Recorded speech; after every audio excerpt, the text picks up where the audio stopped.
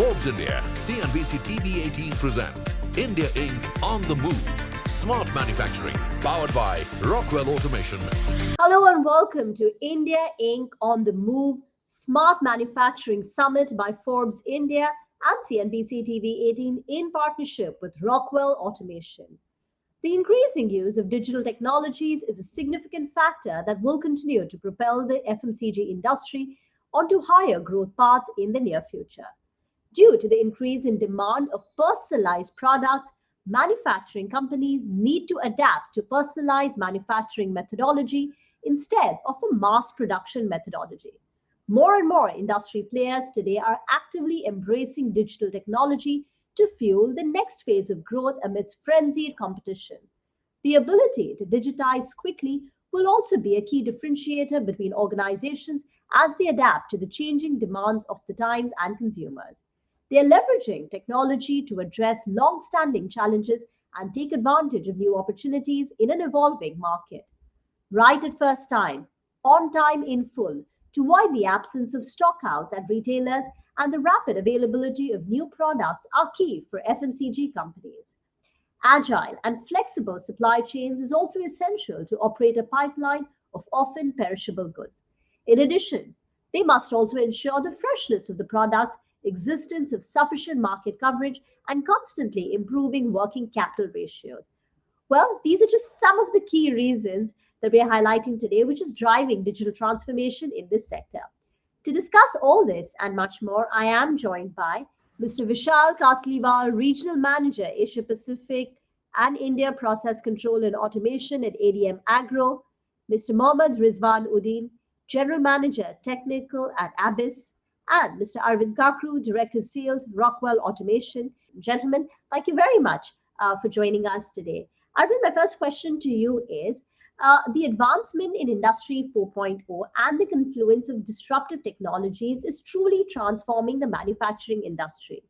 Can you talk about smart manufacturing, IIoT, in the FMCG sector? Machines are becoming more intelligent, they're digitally managed. We are using technologies like AI, ML to better understand our consumers, get closer to them.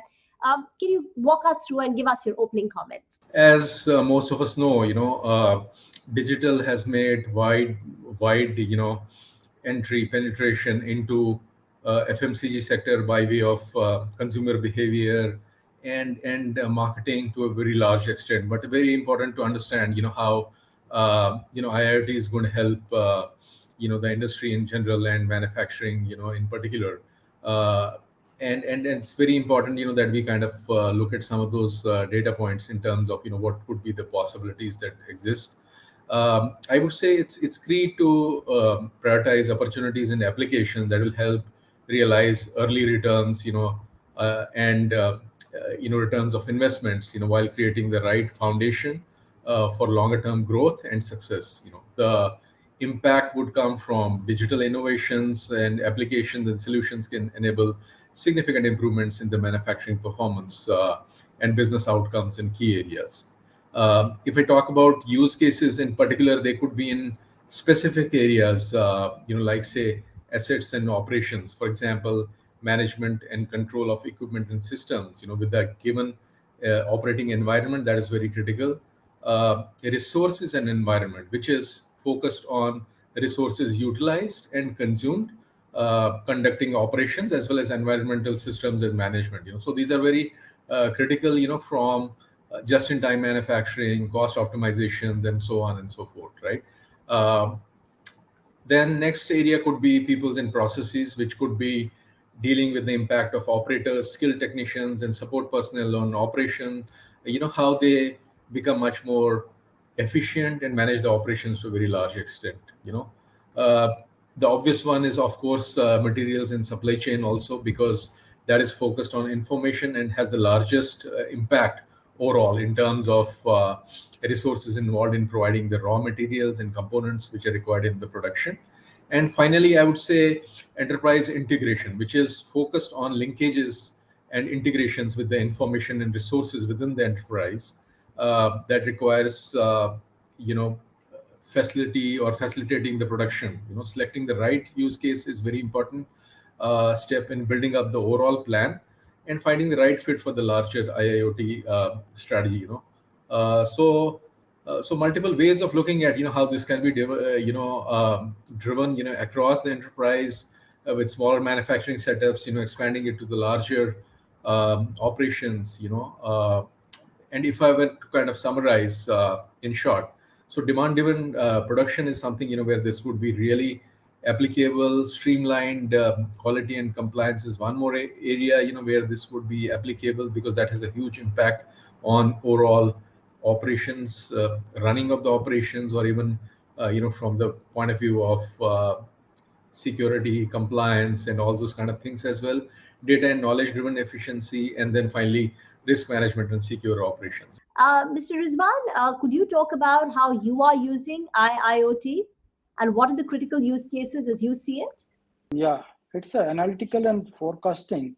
Analytical is not only about the forecasting, because the forecasting means, say, one of the key factor or key goal for our industry. But the analytical part journey is start from the data of the production, what you collect from the operation. So need to how we can collect all the data from the system to the central unit.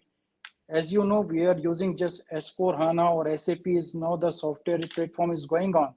So how we can connect all the data to centralize the system, and we can take the report analysis from day to day or batch to batch, or say it means what the thing is going on the real time.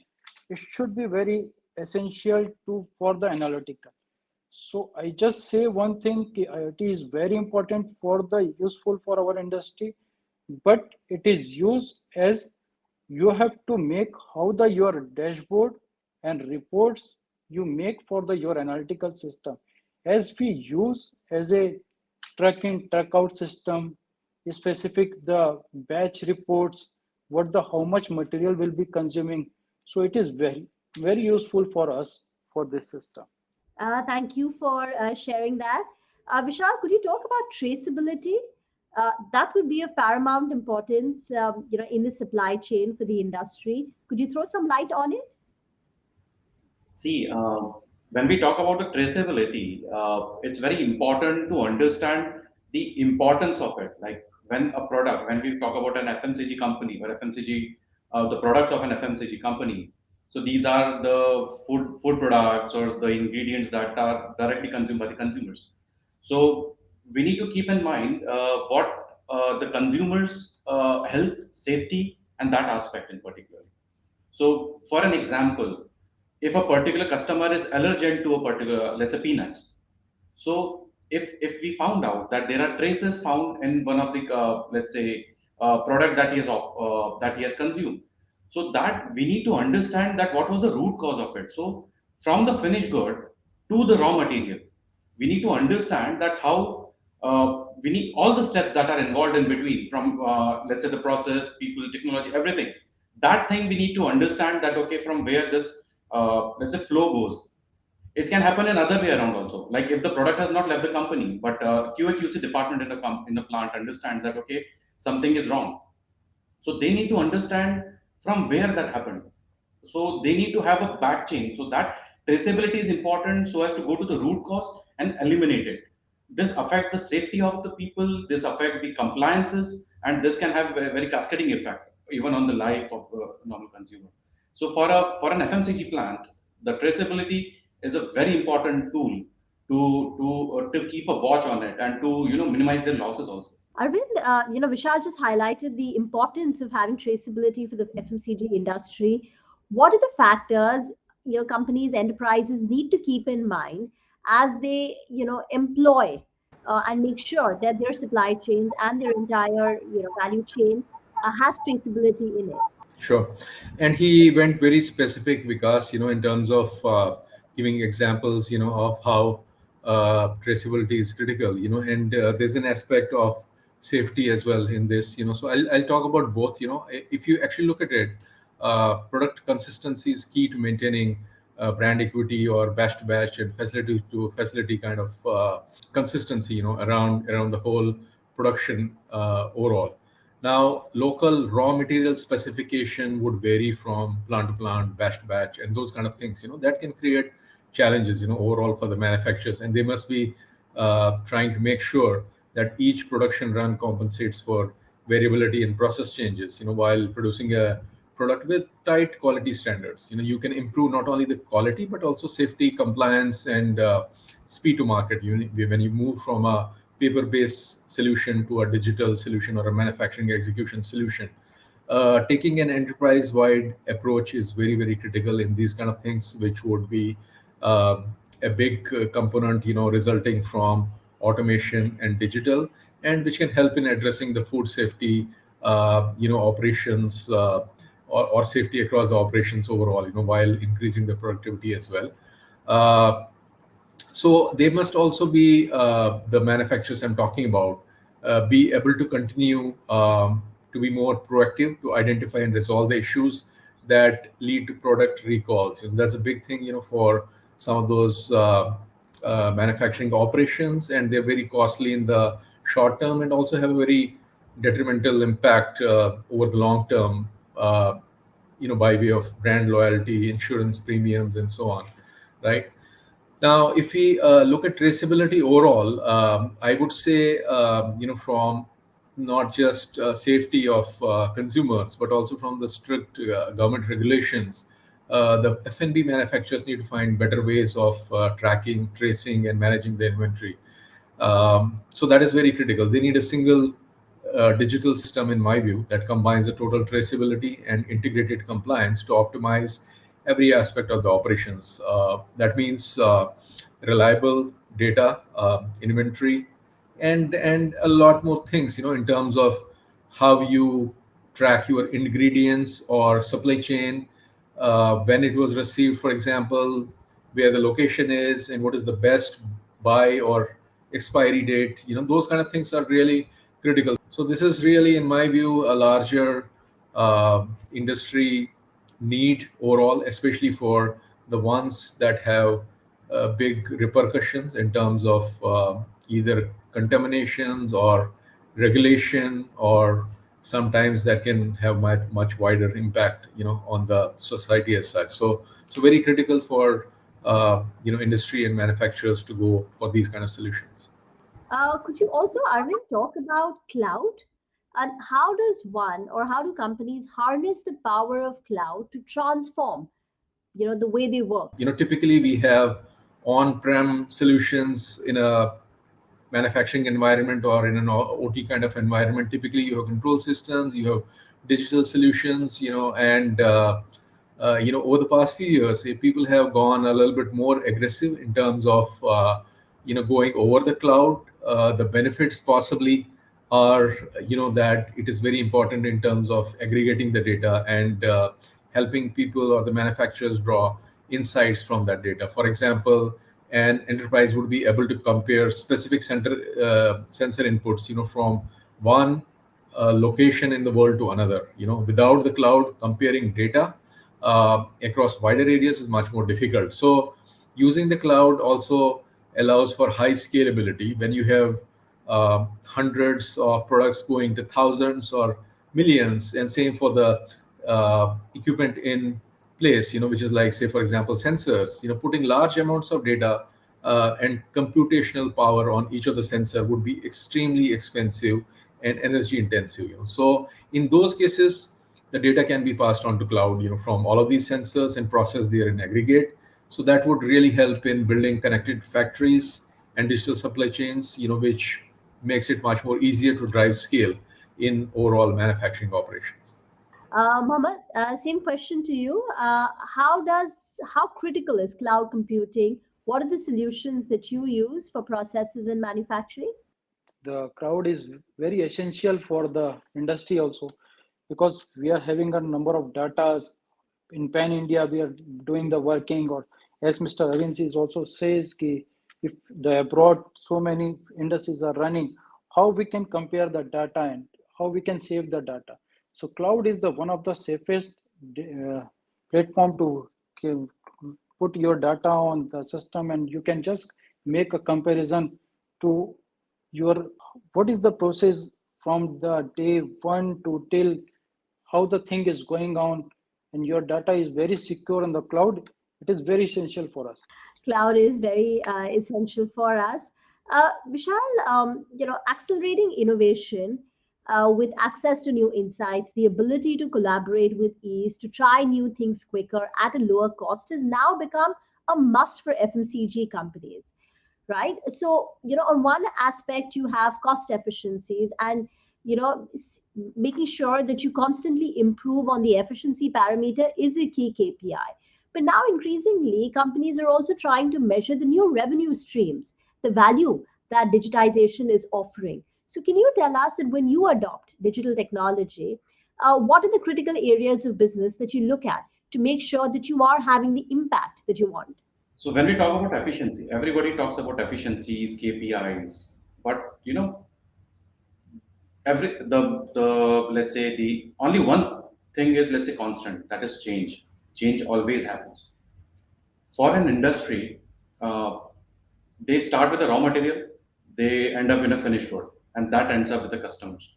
So what happens is that there are three key critical parts or critical places or points that we should focus on, that can result into a drastic improvement.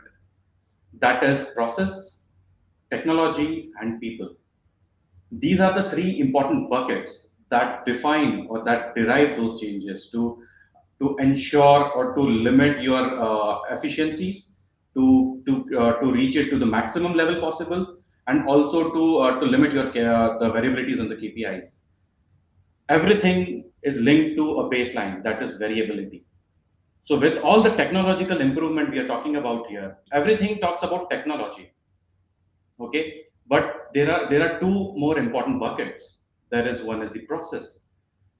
The raw material keeps on changing to make that finished good, because the region, when you move from one region to another, the raw material changes. Let me take an example of Coke. It's an FMCG company, right? We always drink Coke. Wherever we go, the taste of Coke is same, no matter what. So what happens? What is done at the background so that the taste of Coke remains the same? That is the technology in the process. That is where the innovation, all this transformation we talk about, helps in that. So if we talk about, let's say, process, technology, and people who derive those changes, they are one of the key buckets here. The key point that we need to address is the variability. That variability, we need to keep it as minimum as possible. So we use human-centered design, we use data performance resiliences analytics, we do data modeling. All this helps us in keeping the variability to a bare minimum. And the moment whatever raw material is there, but if the variability is limited with these three buckets, the final finished good is what is desired, and that is what is the ask at this hour. Arvind, many of the digital transformations do not play out or pan out as was anticipated. What, according to you, is the reason for that in your experience? First of all, I would say people would need kind of a plan in place, a digital plan in place, and it would be applicable for different people in a different way. It would vary from one manufacturer to another manufacturer. A lot of people have digital aspirations. At the same point of time, for them to execute on it would require a different kind of investment, different kind of mindset, and also they have to be uh, processes and equipment in place to measure the outcomes, and finally to measure the outcome as in business result overall. That is also very critical for some of those companies. I think where digital transformations fail, there could be multiple touch points or ways that cannot kind of get executed.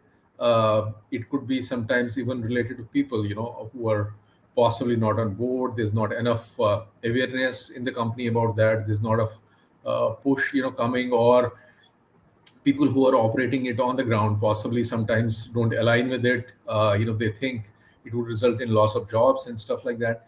But if it has to be done right, it has to be scaled up gradually, unless people have a very larger experience of executing such kind of projects, overall. Vishal, can you talk about how you are making sure your company is ready to handle all security threats? The more we are going digital, it paves more way for any of the external threats, even from internal as well as external. So when we talk about, let's say, ransomware or what do you call it, hacking and disruption in the process and all that part. So definitely there are risks.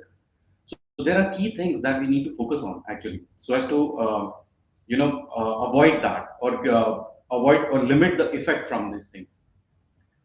Cybersecurity depends on we need to. There are 5 pillars. Let's put it that way: identity, protection, detect, respond, and recover, basically. So these 5 pillars derive the cybersecurity wall that we want, so that our data, our let's say all the processes and the production continues to operate. When we talk about identify basically. So identifying that threat, we build up, let's say, a risk management. We do build up logs, firewalls, so as to identify, let's say, system and data assessment. With this, we analyze our system that where we have risks, and then we plug those risks with in the bucket of protection, where we have firewall protection and all that. So these are some of the basic things that we take about protection, but still the job doesn't end. We need to continue detecting for such results, because the hackers or nowadays people, they find out new ways. They keep on evolving new and newer methods. When a hack is detected, then we need to respond. We need to respond fast, and not only on one plant. Maybe if for an MNC, multinational company, if a threat is detected in one of the location, that can be eminent on other locations as well. So how we can replicate that response a period of time? So we have a playbook on which we act on that part. And when we talk about, let's say, if we are somehow affected by that, then we need to go to the last building block, that is recover. That is where the last line of defense is there, that we recover, we keep data, let's say backups or something, so with which we can recover our production and all that on a very fast pace, so that we do not lose the downtime on that.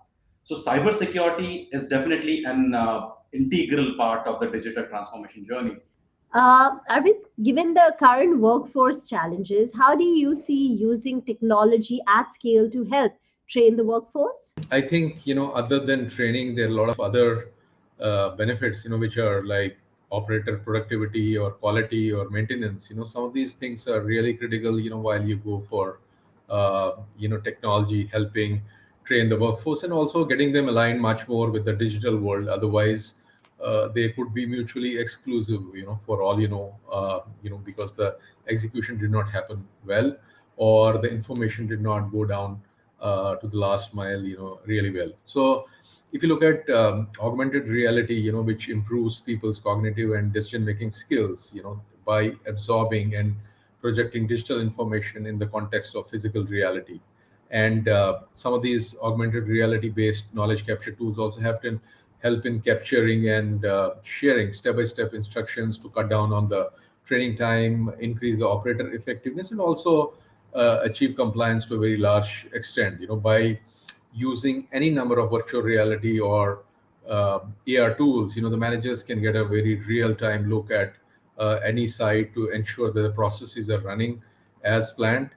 They're compliant with the overall scheme of things, and this is very particularly important, especially in cases where there are bigger disasters, or have larger supply chain disruptions, or there aren't key people who are just familiar with that particular equipment. They aren't available on a particular site, because those instances could be rare. But in those cases, AR offers a very new opportunity for digital collaboration and expert assistance for troubleshooting and maintenance. So really critical in terms of saving money and time, by replacing the need to physically transport the people. And not only that, they also help in enhancing the safety of the workers to a very large extent. Gentlemen, thank you very much for joining in. Forbes India, CNBC TV18 present India Inc. on the Move. Smart Manufacturing, powered by Rockwell Automation.